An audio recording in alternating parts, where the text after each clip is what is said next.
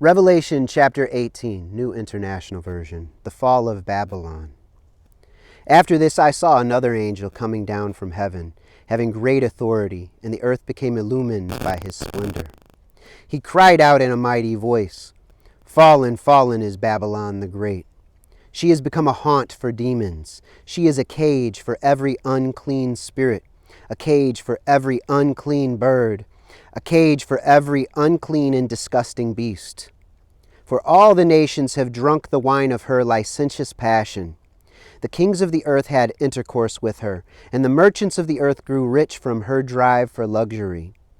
Then I heard another voice from heaven say, 'Depart from her, my people, so as not to take part in her sins and receive a share in her plagues, for her sins are piled up to the sky, and God remembers her crimes.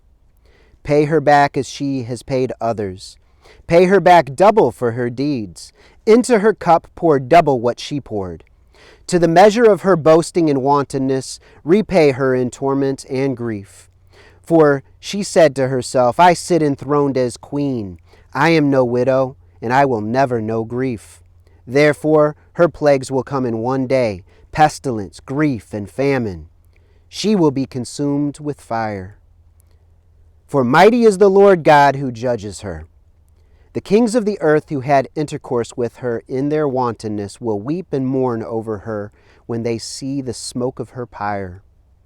They will keep their distance for fear of the torment inflicted on her, and they will say, Alas, alas, great city, Babylon, mighty city, in 1 hour your judgment has come. The merchants of the earth will weep and mourn for her, because there will be no more markets for their cargo of gold, silver, precious stones and pearls, fine linen, purple silk, and scarlet cloth, fragrant wood of every kind, all articles of ivory, and all articles of the most expensive wood, bronze, iron, and marble, cinnamon, spice, incense, myrrh, and frankincense, wine, olive oil, fine flour and wheat, cattle and sheep, horses and chariots, and slaves, that is, human beings. The fruit you craved has left you. All your luxury and splendor are gone. Never again will one find them. The merchants who deal in these goods, who grew rich from her, will keep their distance for fear of the torment inflicted on her. Weeping and mourning, they cry out, Alas, alas, great city, wearing fine linen, purple and scarlet, adorned in gold, precious stones, and pearls. In 1 hour this great wealth has been ruined.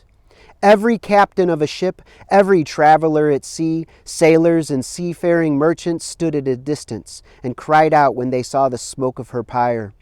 What city could compare with the great city? They threw dust on their heads and cried out, weeping and mourning, Alas, alas, great city, in which all who had ships at sea grew rich from her wealth. In 1 hour she has been ruined. Rejoice over her, heaven, you holy ones, apostles and prophets. For God has judged your case against her.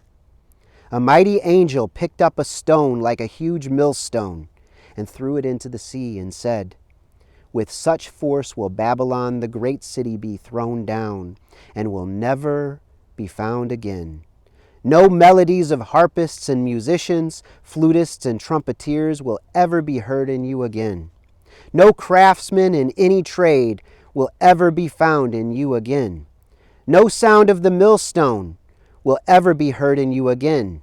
No light from a lamp will ever be seen in you again. No voices of bride and groom will ever be heard in you again. Because your merchants were the great ones of the world, all nations were led astray by your magic potion. In her was found the blood of prophets and holy ones, and all who had been slain on the earth. Revelation chapter 18. The destruction of Babylon.